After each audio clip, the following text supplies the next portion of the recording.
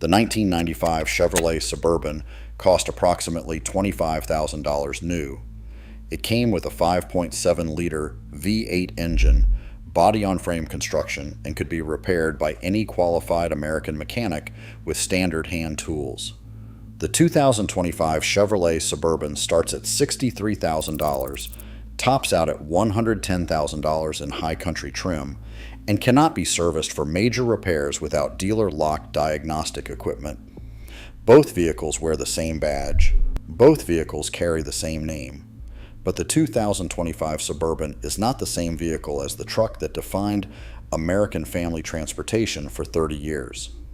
This video documents what the real Suburban was, what GM did to it without changing its name, and why clean examples of the original are now appreciating while modern versions collapse in resale value. Stay with this video because the story of how GM transformed the Suburban without ever announcing it is the story of how modern American manufacturing erased a working-class American vehicle while keeping the name on the dealer lot. The Suburban has been continuously produced longer than any other American vehicle nameplate. It first appeared in 1935. It has been built every model year since. Through 11 generations and 90 years of production, the Suburban has been the American full-size SUV that families used as a daily driver, that contractors used as a work vehicle, that fleet operators used for commercial service, and that ranchers used to haul livestock and equipment. It was, for most of those 9 decades, the most universally recognized American family vehicle on the road. The version of the Suburban that defined the modern American memory of this vehicle is the 8th generation, the GMT 400 platform built between 1992 and 1999. This is the Suburban your father drove, the Suburban your soccer team piled into, the Suburban parked at every American campground, every church parking lot, every contractor's job site, every airport shuttle service from 1992 through the early 2000s. If an American adult born before 1990 tries to picture a Suburban, the image that comes to mind is almost always the GMT 400. The GMT 400 Suburban was built on a body-on-frame chassis shared with the Chevrolet CK pickup truck. It came standard with the 5.7-liter L05 V8 from 1992 through 1995. That engine produced 210 horsepower and 300 foot-pounds of torque. From 1996 through 1999, it received the upgraded 5.7-liter Vortec L31 V8 with redesigned cylinder heads, sequential central port, fuel injection, and improved durability. The 7.4-liter Big Block V8 was available on the heavy-duty 2500 model. A 6.5-liter turbocharged diesel V8 was available from 1994 through 1999. Every engine was built with the kind of mechanical simplicity American mechanics had worked with for decades. Cast iron blocks, push rod valvetrain, mechanical fuel injection, or simple electronic injection that any independent shop could diagnose with basic tools. Hold on, because the part of this story that matters most is not what the Suburban was. It is what GM did to it in the years that followed.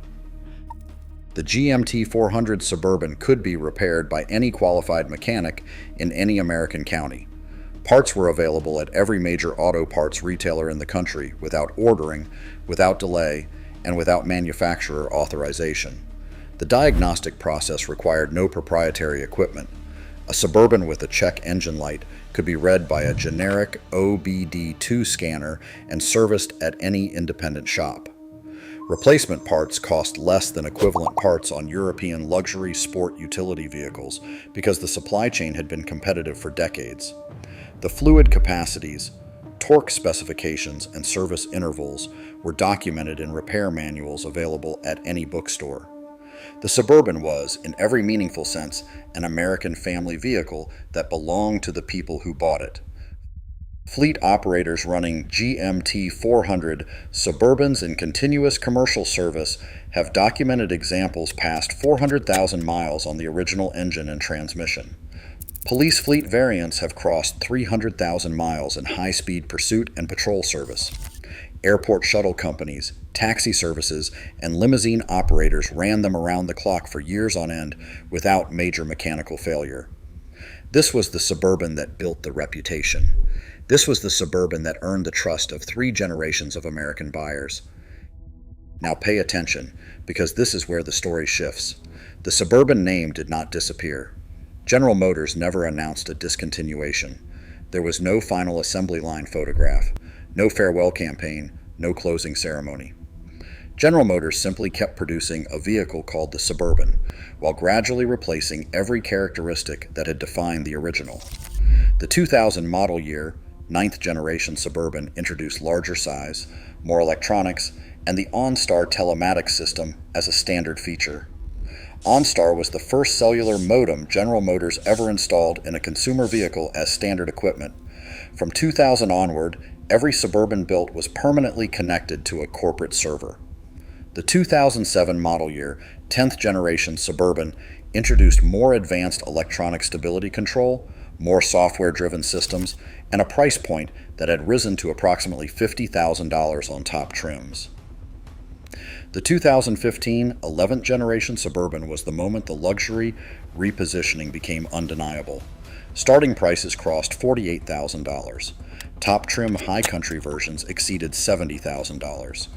The interior shifted from utilitarian family vehicle to executive luxury SUV.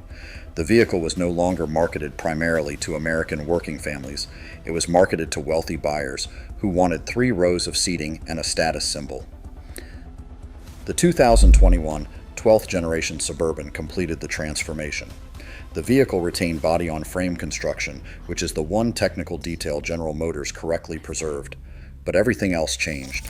The solid rear axle that every previous Suburban used was replaced with an independent rear suspension, prioritizing road comfort over durability. Super Cruise semi-autonomous driving technology was introduced as a flagship feature. Google built-in became standard. The cellular modem became permanent and non-removable. Software locked features became part of the ownership experience. The 6.2-liter V8 was paired with optional air suspension, magnetic ride control, and an adaptive damping system that could not be serviced outside of authorized General Motors dealerships. The 2025 Chevrolet Suburban starts at approximately $63,000. The high country trim with full options exceeds $110,000. That is more than a base model Mercedes-Benz GLE, more than a Range Rover Sport, more than the price the average American household spends on a complete kitchen renovation. The Suburban that 30 years ago cost $25,000 and could be serviced at any small-town garage now costs over $100,000 and requires dealer authorization for major repairs. But this is not even the most significant change, because there is one thing the modern Suburban does that the GMT 400 generation never did, and most Americans have not yet realized what it means. The modern Suburban transmits driver behavior data, location history, braking patterns, acceleration profiles, and routine diagnostic information to General Motors corporate servers in real time. This is not a hidden feature. It is the core architecture of the vehicle. The cellular modem cannot be removed without voiding the warranty, and removing it disables significant portions of dashboard functionality. The data flows whether the driver consents or not, governed by terms of service most buyers signed without reading at the dealership. In April of 2024, the New York Times revealed that General Motors had been selling this exact category of driver behavior data to insurance companies through LexisNexis and Verisk Analytics for years. General Motors ended the program after public outcry, but the infrastructure remained. The modern Suburban knows how its driver drives. The 1995 Suburban did not. That is the fundamental difference between the two vehicles that share the same name. The market has begun to recognize what was lost. Clean examples of the GMT 400 Suburban have appreciated significantly over the past 5 years. A well-maintained 1996 Suburban 1500 with the 5.7 Vortec, low mileage, and clean title now sells between $15,000 and $30,000 depending on condition and region. 5 years ago, the same vehicle traded for $5,000 to $8,000. The buyers acquiring these trucks today are not collectors.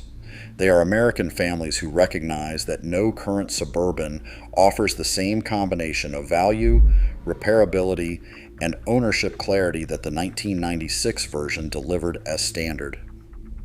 The buyers who want a real Suburban, the kind that works for 20 years with basic maintenance, that any mechanic can service, that does not transmit data to a corporate server, that does not require subscription access for full feature use, have only one option remaining. They have to buy a used GMT 400. The new ones are not the same vehicle. The Suburban that built American family transportation for 90 years exists today only on the used market, and the supply is fixed. GM did not kill the Suburban. They did something more sophisticated. They kept the name and replaced the vehicle. They transformed an affordable working-class family SUV into a luxury status symbol with surveillance infrastructure built into the dashboard. They never announced the change. They never asked customers if it was what they wanted. They simply delivered, model year by model year, a different vehicle than the one that came before, while continuing to print the word Suburban on the back of the tailgate. The buyers who watched the change happen, who lived through the transition from a $25,000 working family vehicle to a $100,000 luxury executive SUV, are the buyers now searching for clean GMT 400 examples. They know what they had. They know it is not coming back. They are paying current prices for vehicles that were nearly worthless 10 years ago because the working American family Suburban no longer exists in any modern showroom, and the clean examples that remain are disappearing into the hands of buyers who refuse to accept what GM delivered as a replacement. Before the next video, one question. What was your family's Suburban? What year, what trim, what color, where did it take you? Soccer practice, summer vacation, the lake house, weekend camping trips, road trips to grandparents. The GMT 400 Suburban was woven into the daily fabric of American family life for almost a decade, and the families who drove them remember what they were. Leave the year, the engine, and the trip you remember most in the comments below.